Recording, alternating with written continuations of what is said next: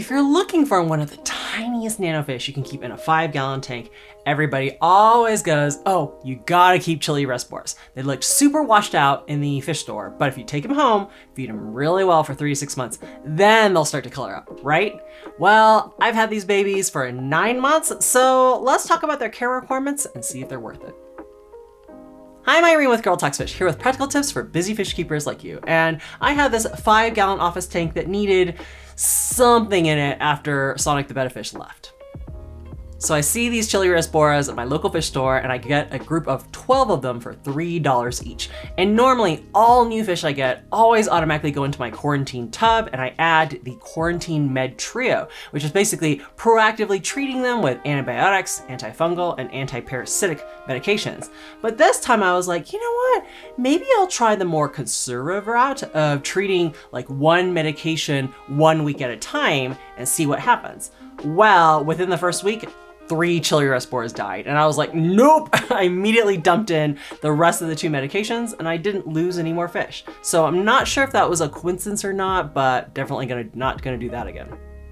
So the first thing I noticed was that even in quarantine, really within a few days, I noticed that they weren't very shy. Like, not that they're coming up to the glass and greeting me or anything, but they definitely weren't hiding from me. And they started to color up a little bit. But then once quarantine was over and I moved them into the 5-gallon tank, they got really pale all over again. And I noticed some glass surfing a lot, where basically they're chasing their own reflection because I think they thought they saw more of their own people. So it definitely takes them a while to get used to things every time you move them. After about 2.5 weeks, they finally calmed down, and that's when I saw my first chili rasbora that was really color upped. And yes, they do get super red, at least the mature males do. And it's more of a cool red with black markings on it, and not like a red orange like every other fish in the hobby. However, you do notice that they don't really stand out in the aquarium, and I think there's a few reasons for that. Number one, this is a pretty low light tank, especially because I got floating water sprite to shade out the algae, and it ended up shading out everything, including the fish. Number two, they're really tiny, about, I don't know, 3/4 of an inch, and then very skinny to boot, so already pretty hard to spot. And then number three, mine don't school very tightly together, at least because in this aquarium, there's no tank boss chasing them around. So in general, you might see a little red dot here and there, but pretty easy to miss. This little rasbora is from the rainforests of Borneo and Indonesia. So just imagine a lot of these rainforest trees providing shade over the waterways, and then their leaves are dropping into the water, creating brown tannins. So what does that mean for us in terms of tank setup? Well, the water is going to be on the more acidic side, meaning 7 point and below. However, I think they're pretty hardy because these are the water parameters of my local fish store where I got them from, and then I personally have high pH and they're doing pretty well.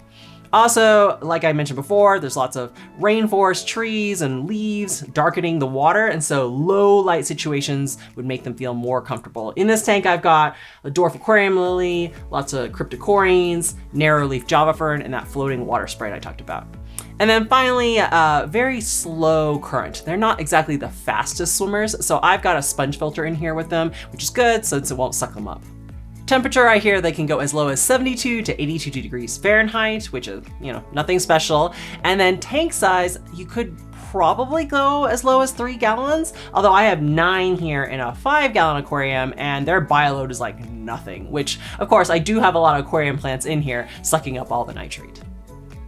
I can't tell you really much about tank mates from personal experience because I haven't kept them with a lot of other animals. They've been fine with dwarf shrimp, mystery and narite snails, sparkling gourami, and Mexican dwarf crayfish. So probably really any other super peaceful nanofish that could fit in a 5-gallon aquarium that isn't the fastest swimmer.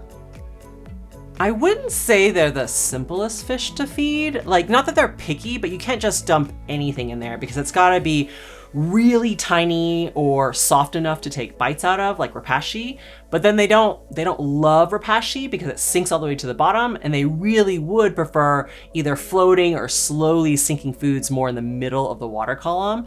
And they aren't the fastest eaters either, so I would imagine they could be pretty easily outcompeted for food unless it's a food that spreads everywhere. So I like to feed them things like frozen rotifers, easy fry and small fish food, live microworms.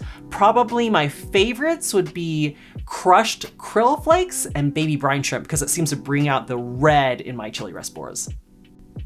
I have no experience breeding these things because my pH is probably too high, the adults are eating all the eggs, but if I were gonna do it, I would get a really mature tank with acidic pH, of course, and then fill it with catappa leaves and other botanicals that are gonna break down, get that nice thick layer of mulm that's gonna grow biofilm and other microfauna for the fry to eat, and then put some Easter grass and Java musk or something down below for the fry to hide in, and then cap it with a layer of plastic craft mesh so that the adults can't reach the fry. I would condition the adults with, of course, live baby brine shrimp. It's the best. And then once they have spawned, after probably a couple of days, hopefully all of the eggs have dropped through the holes in the craft mesh. Gonna scoop out the adults and then raise up the fry. Definitely want to feed them tiny foods like infusoria and vinegar eels, and then eventually, maybe a couple weeks later, I can eventually move them up to live baby brine shrimp. Again, the best. Are they worth it? I'd say yes. I mean, I like them because seeing that super deep red coloration develop over time has been really rewarding for me personally. I'm not sure if they're the best fish for beginners because they've got a kind of neutral personality. They're not very easy to spot in an aquarium despite that color, but maybe I'd recommend them more for an intermediate fish keeper or a nano tank enthusiast. In fact, I've been thinking of rehoming them just so I can try something different like clown killifish or maybe another pea puffer, but I've been kind of dragging my feet about it because they're really easy and hardy and chill and I never have to worry about this tank. So I guess in the meanwhile, I'm just gonna keep enjoying them, and yeah, they're kind of cool. Now, if you're interested in other super colorful fish that you can keep in a nano-sized aquarium, you gotta check out this playlist. It's got fish of every color of the rainbow except for indigo. Take time to enjoy your aquariums, and I'll see you in the next video.